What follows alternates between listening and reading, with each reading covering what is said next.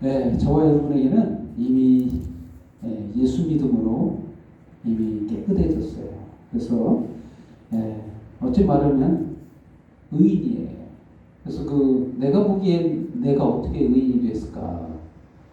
정말 내가 알지는 못하는 순간, 언제 순간 내가 의롭게 됐는지 나도 모르게 의롭게 되었다.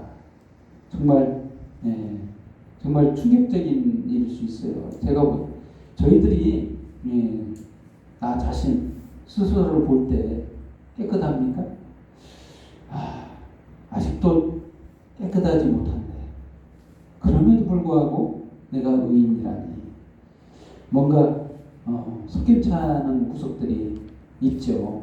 그렇게 볼 때 그래서 오늘 본문 말씀은 저와 여러분에게 확신을 주기 위해서 주신 하나님의 말씀인데 정말 이 말씀이 기록되어 있기 때문에 우리가 당당하게 우리가 죄가 없는 줄을 깨닫다 알 수 있는 거예요. 정말 성경은 우리가 알지 못하는 것에 대해서 분명한 해답을 주고 있는데 오늘 본문 말씀은 저와 여러분에게 정말 그렇게 말씀하고 있는 겁니다. 당신은 저와 여러분은 이미 죄가 없다, 깨끗하다, 의인이다 라고 말씀하시는 본문이라고 볼 수 있습니다. 정말 요즘뿐만이 아니라 초대교회 당시에도 사도 바울이 성경을 기록하는 이 당시만 해도 정말 아직도 자기가 죄인이 있냐, 아직 죄가 깨끗해진지도 인식을 못한 채 막연히 그냥 율법을 행하는 자들이 많았다는 거죠. 예수를 믿었음에도 불구하고 다시 율법을 쫓아서 행하는 그런 형태가 있었다는 것이죠. 왜 이런 현상이 일어날까? 저와 여러분은 근본적으로 율법적인 사람이에요. 근본적으로 율법을 행하는 가운데 저주 아래 있다가 우리가 예수 믿고 구원받았기 때문에 근본 터전이 율법주의적이에요. 그래서 우리는 율법을 지키기 위해서 지금도 어느 면에서는 노력하고 있는 거예요. 그래서 그러면은 우리가 사고방식을 바꿔야 되는데 어떻게 바꿀 수 있는가? 그동안에 율법적이었던 우리들의 모습이 어떻게 바뀔 수 있는가? 첫 번째로는 성령으로 가능해요. 성령으로만이 우리가 율법적인 거에서 벗어나서 자유롭게 정말 하나님이 의도한 대로 살아갈 수 있는 건데 이거는 인간의 능력으로 되는 게 아니라는 거예요. 성령으로 하신 말씀은 인간이 할 수 없다는 거예요. 인간이 노력한다고 해서 바뀌는 게 아니에요.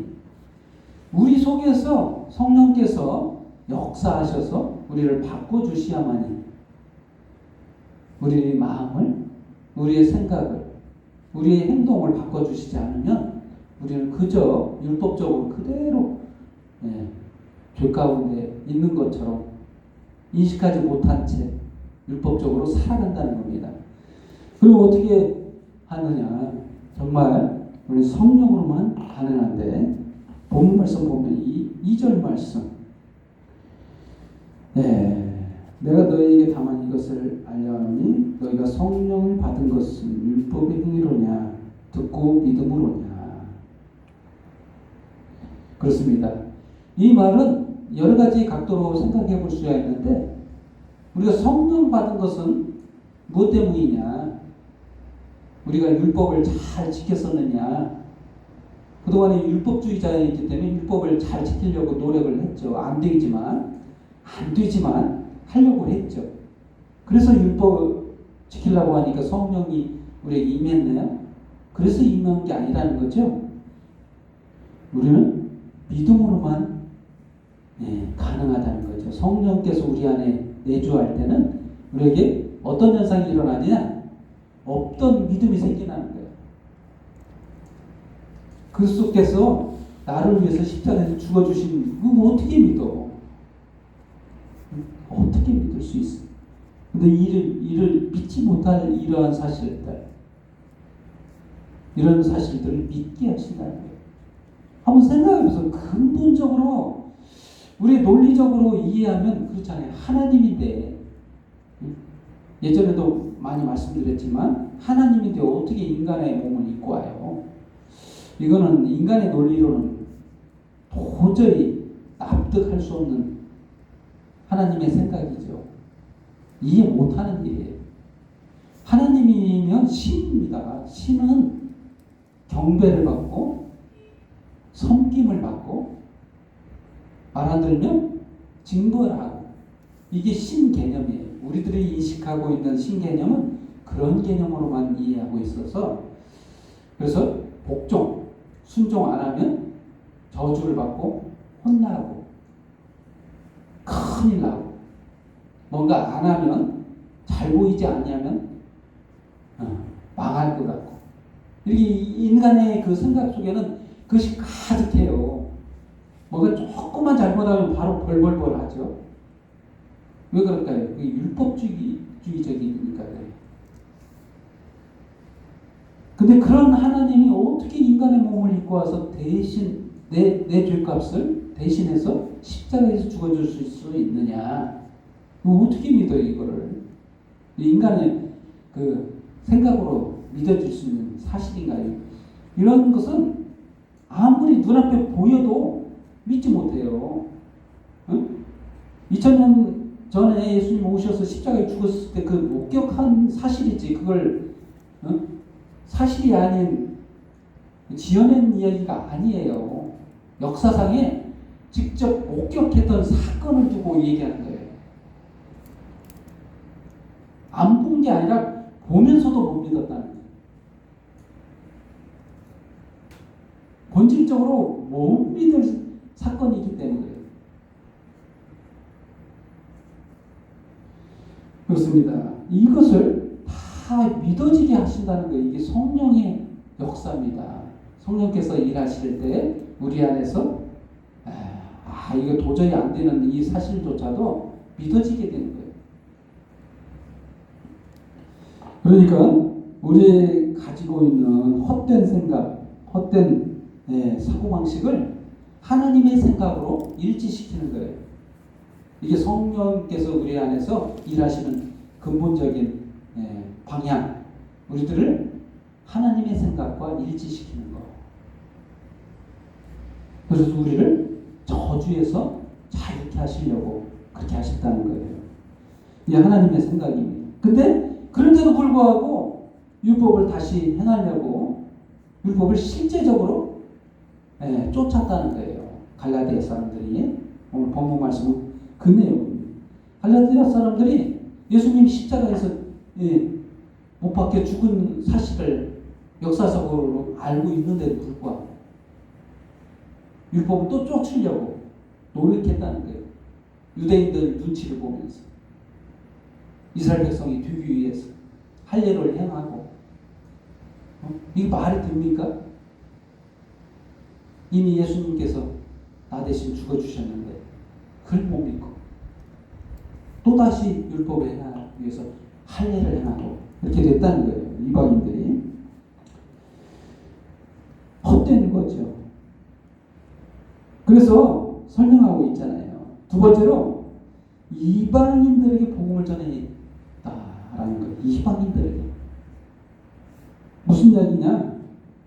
8절 말씀, 또 하나님이 이방을 믿음으로 말미암아 의로 정하신 것을 성경이 미리 알고 먼저 아브라함에게 복음을 전하되 모든 이방인이 너로 말미암아 복을 받으리라. 사실 하나님에게 모든 사람은 이방인 거예요. 이방인이에요. 이 이방인에 대해서 좀 이해를 하셔야 되는데, 정말로 처음부터 하나님 백성이 있었던 거 아니에요. 아담 범죄 이후에 모든 사람들은 하나님 백성에서 제외된 모든 사람이 이방인인 거예요. 사실상. 근데 이방인이었던 아브라함에게 와가지고 너 나 믿니?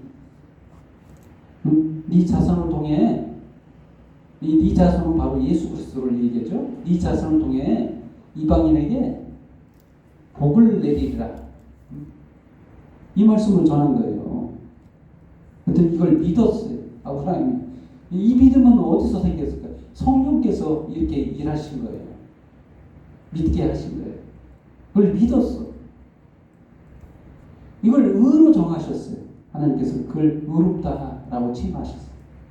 믿음으로 의롭게 된다는 걸 이게 말씀하신 거죠. 하나님께서 정하신 거예요. 그건. 근데 예수 그리스도를 통해서 모든 이방인이 복을 받으리라. 이 말씀을 아브라함, 이방인, 그때 당시 이방인이었던 아브라함에게 이 말씀을 하신 거예요. 약속하신 거예요. 그렇습니다.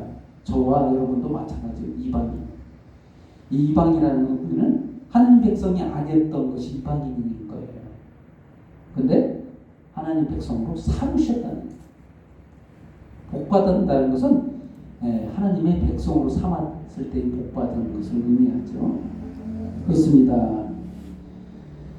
여러분들이 좀 생각해 봐야 돼요. 속량의 가장 큰 은혜가 뭘까요? 예수님이 나를 위해서 십자가에서 속량하셨다. 이렇게 말했을 때 우리는 추상적으로만 이게 느껴지지 도대체 뭐 어떤 은혜인가 구체적으로 이해하기가 어렵죠. 이것은 좀 성경 다른 부분을 설명하면서 이해하는 게 좋을 것 같습니다. 이사야서 58장 6절 말씀. 오늘 그 교동문에서도 읽었었죠. 교동문이 좀 찾기가 더 편하면 교동문에서 읽어보면 이런 말씀이 있잖아요. 72번 교동문 보면 그렇게 말씀했죠. 내가 기뻐하는 금식은 흉악의 결박을 풀어주며 멍이 줄을 끌어주며 압제당한 자를 자유케 하며 모든 멍에를 꺾는 것이 아니겠느냐.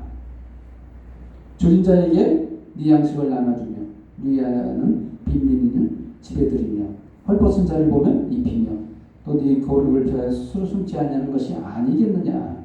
이렇게 말씀하셨어요. 이사야서 58장 6절 말씀이죠. 6, 7절. 왜 이렇게 말씀하셨을까? 내가 기뻐하는 금식은 이렇게 말씀해야 되거든요. 식사를 안 하고 물도 안 마시고 울며 불며 흐느끼며 자기를 통회하는 자가 아니겠느냐. 이렇게 말해야 어법이 맞잖아요. 금식이 뭡니까? 식사를 끊는 거잖아요. 금하는 거잖아요.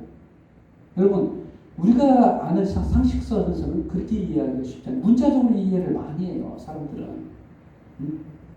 그러면서 이사야서에 말씀하는 이 내가 기뻐하는 금식에 대해서 이해를 잘 못하고 있는 거예요.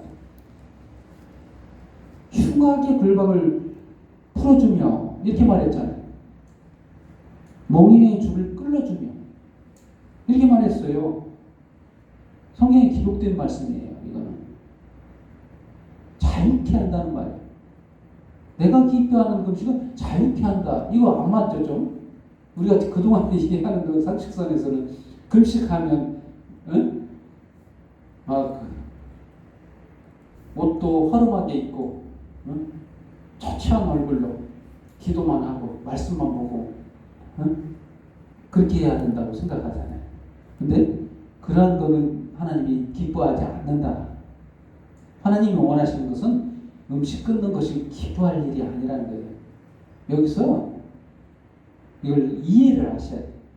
식사를 왜 안 합니까? 금식을 왜 안 하죠? 아니 밥을 왜 안 먹죠? 여러분 사실상 원래 인간의 모습은 밥을 안 먹어도 배고프지 않아야 돼요. 자유로워야 돼요. 안 먹으면 죽잖아요. 이게 자유로운 겁니까? 안 자유롭죠? 아니 서울 가고 싶은데 어렵게 몇 시간 동안 가야 돼요. 이게 자유로운 걸까요? 우리 생각에는 이해상으로는 그게 당연하지. 하지만 이게 원래 당연한 거 아니에요. 생각만 하면 가 있어야 되는 게 이게 정상인 거예요. 이게 좀 이상하다고 생각하는데 이게 이상한 거 아니에요. 원래 정상입니다. 그게. 그런데 흉하게 결박을 풀어주며 멍에의 줄을 끌어주며 압제당하는 자의 자를 자유케 하며 모든 멍에를 꺾는 것이 아니겠느냐. 이 말은 바로 예수 그리스도를 통해서 이루어졌어요. 여러분 그걸 아셔야 돼요. 여기서 기뻐하는 금식은 바로 십자가예요. 우리가 생각하는 그런 류의 금식이 아닌 겁니다. 바로 예수 그리스도의 십자가 그 사건을 두고 말씀하신 거예요. 이 말씀은. 응? 그러니까 그 기뻐하는 금식이 그거밖에 없죠. 하나님이 기뻐하시는 금식은 딱 한 가지예요. 바로 자유케 하는 거. 자유케 하는 거. 응?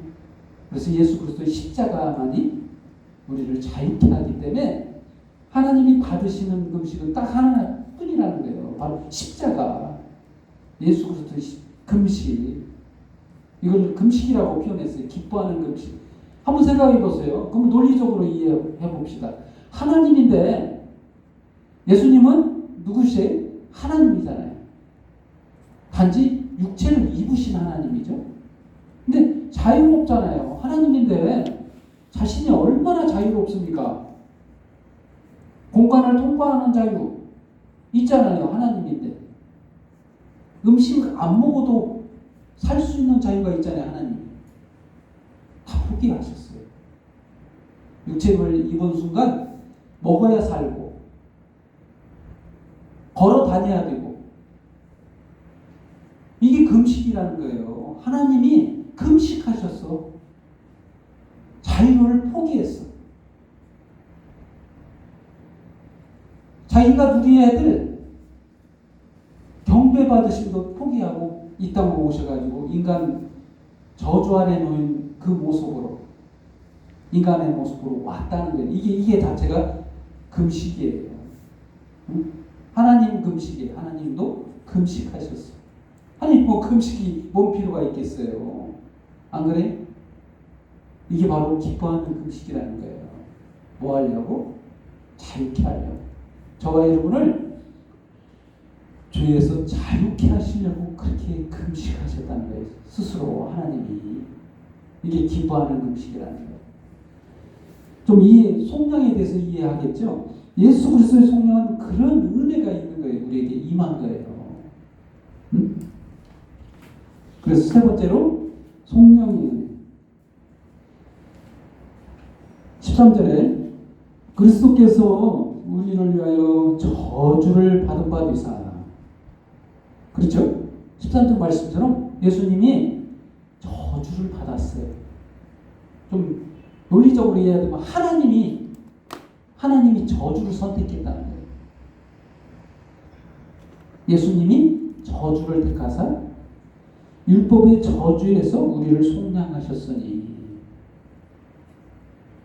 스스로 저주를 받아서 우리를 속량했다. 율법의 저주에서. 기록된 바 나무에 달린 자마다 저주 아래에 있는 자라 했습니다. 이 말씀은 구약성경 신명기 21장 23절에 있는 말씀을 인용하신 말씀이에요. 나무에 달린 자마다 저주 아래에 있는 자다. 성경에 기록된 말씀을 인용하셨어요. 예수님이 십자가에 달리실 것을 미리 아시고 저주에 달린 자다. 저주 아래 놓인 자다. 이런 말씀을 하신 거예요. 이는 그리스도 예수 안에서 아브라함의 복이 이방인에게 미치게 하고 또 우리로 하여금 믿음으로 말미암아 성령을 약속을 받게 하려 함이라. 여러분, 저와 여러분에게는 이런 속량의 은혜가 있어요. 이미 자유한 거예요. 아멘. 그렇습니다. 저와 여러분이 이렇게 자유로운데 왜 이렇게 울상입니까? 기뻐하지 않습니다. 이 행복해야 돼요. 이 사실을 아는 순간 우리들은 원래 들떠 있어야 돼요. 이게 맞아요. 정상적인 행동 방식이라면 이 기뻐하지 않는다는 것은 이 속량의 은혜 안에 기뻐함을 누리고 있지 못할 때 기쁨이 사라지는 거예요. 성령께서 우리 안에서 역사하지 못할 때 의심과 두려움과 저주가 우리 안에 역사하게 되는 겁니다. 그렇습니다. 저와 여러분이 이 약속하신 하나님의 그 속량의 은혜를 받았으며 이제 마음껏 자유를 누리세요. 자유하십시오. 아멘. 결론을 드리겠습니다. 우리가 자유케 된 것은 우리가 의로워서 된 게 아니에요. 우리가 깨끗해서 된 게 아니에요. 그것은 예수님이 나 대신 죄값을 짊어지시고 십자가에서 기뻐하는 금식을 행하셨기 때문에 가능한 거예요. 아멘. 그렇습니다. 그걸 알고 저와 여러분 항상 하나님 안에 예수님 안에서 기뻐하며 즐거워하며 사는 저와 여러분들 예수님의 이름으로 축원드립니다. 기도하겠습니다. 하나님 아버지 감사합니다. 인간의 잘못된 모든 죄악과 허물을 위해서 십자가를 짊어지시고 모든 기뻐하는 금식을 행하사 저희를 속량하신 그 은혜를 생각할 때 너무나도 감사합니다. 우리가 그러한 은혜를 받을 만한 자격이 아님에도 불구하고 주님께서 그렇게 행하신 것은 저희를 불쌍히 여기시고 사랑하사 저희를 향하신 주님의 그 은혜임을 깨닫습니다. 오늘 이 시간 이 예배를 통해 주님의 그 크신 은혜를 찬양하며 경배하오니 홀로 영광을 받아옵소서. 모든 영광 주님 앞에 돌려오며 예수님의 이름으로 기도합니다. 아멘.